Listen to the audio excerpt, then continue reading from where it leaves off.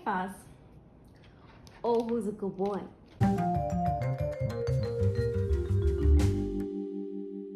Hey, welcome back to the Chamber of Spoilers. My name is Rachel. I do booktube videos in addition to a whole bunch of other stuff, and today we're talking about the new Lindsay Ellis book, Truth of the Divine. So Truth of the Divine is the second book in her New Amena series. I honestly, whenever I read sci-fi books, I just say the words in my head as they're written. Whenever I'm reading a book with words that I just don't know how they're pronounced, I honestly don't care about it. I know that a lot of people provide pronunciation guides, but like a lot of science fiction and fantasy writers use words that I don't know how to pronounce in their books, and usually I'll just kind of like skim past it, but I guess I don't usually talk about them with people, so I'm suffering the consequences of not knowing how to pronounce things now. So I read the first book after it came out, and I liked it. I read it really quickly, which is one of the marks for me for a book that has really good pacing and like I just want to keep reading it. To me, I think the first one is very much a thriller, and the second one is more of a kind of slow burning action. Because in the first one, like basically even when there are like stops and rests, it keeps moving. They're always kind of on the go. And with this second one, there is more like long rests and quieter moments. I think though that's really strong in this book. I think that's one of the things I liked most about it, because it didn't feel as breakneck. But there were things that I liked more about the other one that is mostly just tone. So I'm gonna split this review into two parts, a spoilerific and spoiler-free section. So my first note on this book is heed the content warning. By God, heed the content warning, friends. I've heard there's been a lot of discourse about whether content warnings are really proper or good for readers. I am pro, but that's a different video. And I would say that this book needs it more than most. A lot of science fiction has themes having to do with like bodily autonomy, and a lot of alien media like preys on this fear that humans have of our will being subsumed. And in the previous book, there's definitely themes of that, but this book is just, it's real fucking heavy, guys. I'm not gonna lie to you. This book is very heavy. So just to cut it off right here, if you've had a hard year, maybe buy this book later. I'm not telling you not to read it ever. I'm not telling you not to read it now, but this book may be triggering for you. Proceed with caution. I'm sure you can get like the first chapter on Amazon or go into a bookshop and read the first, like the author's note bit. What do you want, Pippin? I'm trying to explain trigger warnings. Well, I'm not really. I'm sorry, baby. That was unnecessary. God, why are both of my cats such assholes? Oh yeah, it's because they're my children. Well, better to have fur babies with bad manners than human ones. At least they don't yell at people in parking lots. Come on, Mama. Come on, Mama. So just prefacing this with, if you read the content warning and you think this might be too heavy for me, it might be. It's still a great story and I would recommend it, but just keep that in mind. When I heard there was going to be another point of view character, I thought it might be distracting, but I think it's done really well. I love Kaveh. He is by far my favorite character. The shift is pretty seamless, and I actually liked the narration more than the last one. I think, as with the first book, this one does a pretty good job of subverting expectations. I think we place too much of an importance on subverting expectations in narratives, as though, like, you know, plot and structure are just a suggestion. But with science fiction and with fantasy, something that happens doesn't have to always make sense, and you can make it make sense with, you know, using plot and structure. I think where we see problems with this is when people write themselves into a corner and they're like, I have to do something surprising. I'm pretty sure that anything that happens surprising in these books is thought out ahead of time, and then kind of like she works forwards. Instead of like, ooh, who would it be cool to have do this? Like, I'm pretty sure all the decisions that she's making narratively make sense if you understand what she's going for. I'm just not there yet. I think I have to read the next one to understand why everything that happens in this book is narratively necessary. But I think ultimately the reason that I'm fine with that, like not totally understanding the narrative choices, is because I feel like the story has been going in a specific trajectory, and I feel comfortable trusting the writer with where she's gonna go next. I think in this book, the debate of what constitutes a person was really interesting.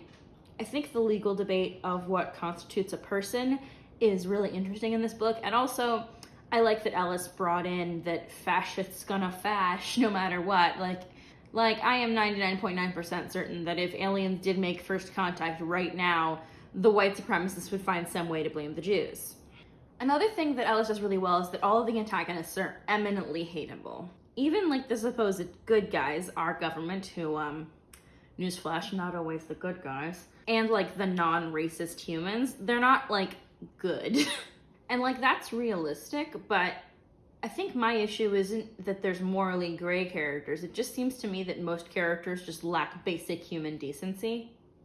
And while that might be realistic, it doesn't make me feel great.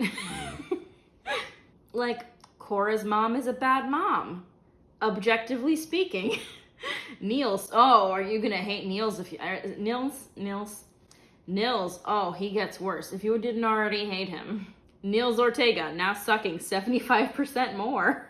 I think the conflict they set up made a lot of sense, and I do think the book was a little bit on the meaty side. Like, it didn't need to be as fleshed out in some places, and in some ways I think that there's too much character work, because so much care was done to set Kaveh up as a character, and then it's not going to be super relevant in the future. I do think in some ways, even though I prefer character-driven science fiction, if anything, this book had almost too much character, although I think it did serve the purpose of the narrative. I think it may harm it in some ways. And I will be less vague in the spoilerific section of the video, but like I kind of have to be vague because this book is so spoilable. I also think that it speaks well to the writing, at least, that I immediately wanted to read the next one, even though this book totally emotionally burned me out. Like, I was sad for like 2 days. And like, I'm not gonna blame anyone for that. Like, I read the writing on the wall. I knew what was coming. I was really excited to read the book anyway. But it was definitely different than I thought it would be. And while there is a lot that I want to criticize about the book, it's a thinker, and I enjoyed it, and I would recommend it, especially if you wanted to know what happened after the first one.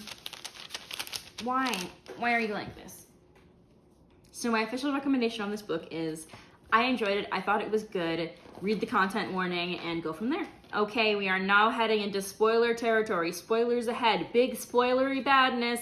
Spoilers, dear God, so many spoilers. So one of the reasons this book crushed my dreams and ruined my life, is that I loved Kaveh so much, and having him killed off was just the worst. I'm sure it was necessary for the story, and I think it was a really strong choice to end on his essay, but oh my God, that hurt, especially because so much of the book is us. One of the things that I like the most about it is the bonding between Kaveh and Nicola, and I think that's like just one of the strongest, most interesting, narratively speaking, and also just like lyrically, like it's funny, like it's one of the funniest parts of the book are between the two of them, and the dialogue with them is just amazing.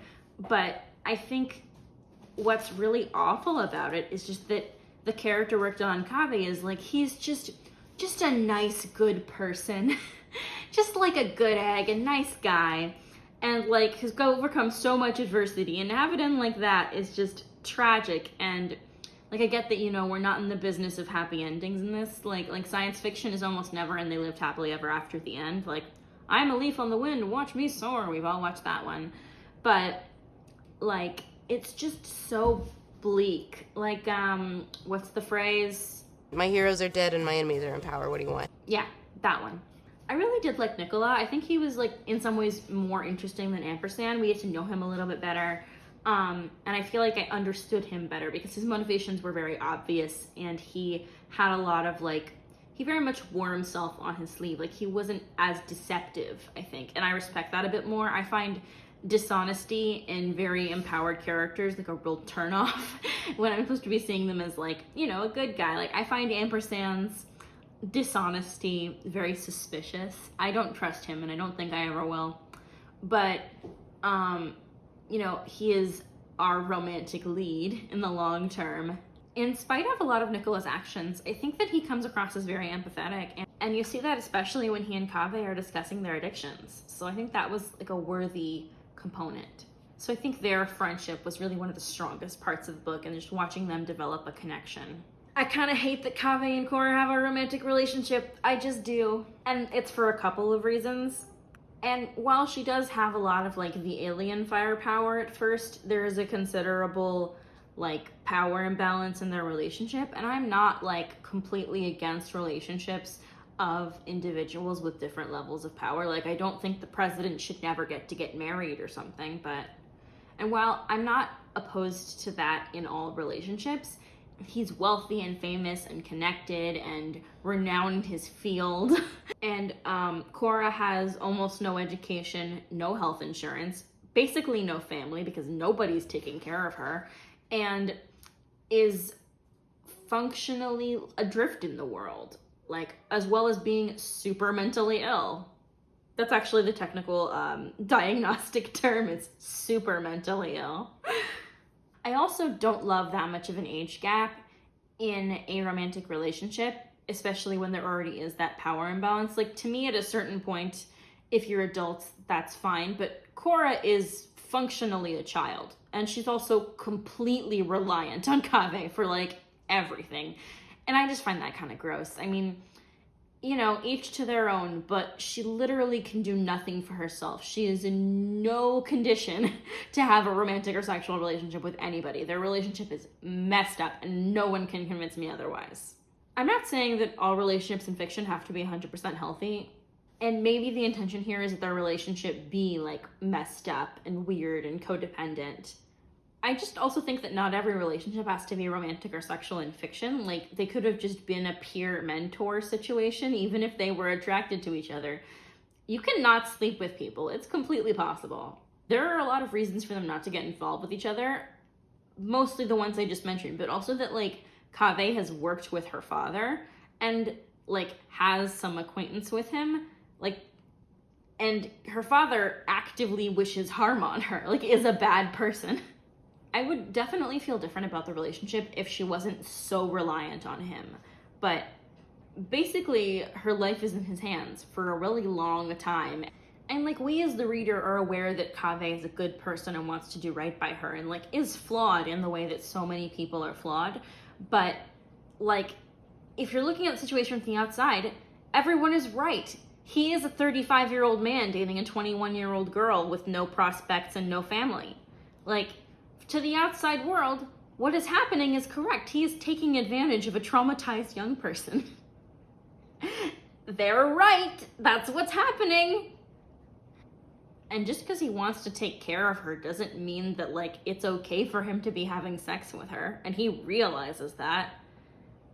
I think that the story would have been better served if they had been, like, you know, close platonic friends, or even like a mentor-mentee situation. Part of the reason that Kaveh is a necessary part of the story is because we need to see Cora's situation through other eyes. We need to do that through someone who she's close to, which could be a romantic partner, but doesn't have to be. Another thing that bugged me is just Cora's family sucking more than I feel like they should. Like, it's definitely possible that her mom is just always a shitty mom, but we don't have, like, any understanding of where the conflict with her mom originates from. Like, we know that her dad is a shitty dad, partially because of familial abandonment, but also because he's a malignant narcissist. But we don't have any context for why she and Demi don't get along. And, like, the family history that we do get is pretty light.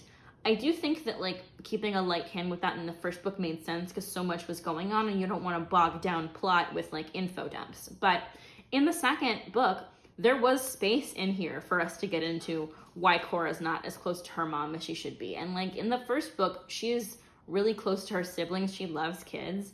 And in this second book, like, her family apparently isn't concerned that she is, I don't know, had this hugely traumatic thing happen to her and, like, isn't acting like herself. And we get, like, oh, your mom's been trying to call you. It's just a throwaway line at one point. Like, okay, why is she living away from her mom?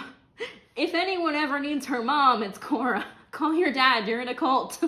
Or in this case, call your mom, your dad's a dick. Relatable. Or in this case, I wouldn't call anyone and just sit by myself. Cora just has no support network, and that's a disaster. If you've ever felt like you're alone in the world, which it's easy to do, you can relate to that. It's really hard. And I feel like Cora's isolation following her ordeal is very real for the story. And I liked that a lot. I think it was realistic. But it also just felt so deeply unsolvable. Like, I think one of the hardest parts of this book is how bleak it is. Like, it genuinely feels as though Cora's problems are insurmountable, and I just don't know how we're supposed to react to that. Ampersand is actually less likable in this book, and I think that I like that because I like that he's, I think, more easy to understand. I don't really like Cora either, but we don't have to like her because we understand why she's making decisions. Ampersand doesn't make any sense to me in this book. I feel like he's very much flying by the seat of his pants in a way that I don't like. Like, I feel like there's desperate acts committed by a desperate person, and then there's random things that someone does when they have no idea what's going on. And I feel like up and until now, Ampersand has had contingency planned for his contingency plans, and that's kind of gone out the window now. I think Ampersand does have to inherently be more likable than Cora because we understand how human brains work, but he's an alien and we don't understand his thought process. So I think that for the story, it works less that he's not likable. I also just don't feel like we can trust him. Like, Ampersand is not repentant at all of the things that he's done that have caused grief. Like, he does not have any bones about it. He doesn't have any bones at all. I mean, maybe he has bones.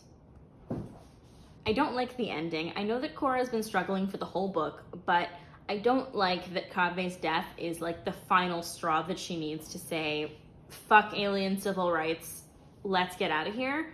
I'm sure that does make sense as a reaction, and I honestly don't know how I would have ended the book differently, but Kaveh dying at all is very upsetting to me as a reader who really enjoyed him, and also, like, leaves... The essay ends the book on a really hopeful note.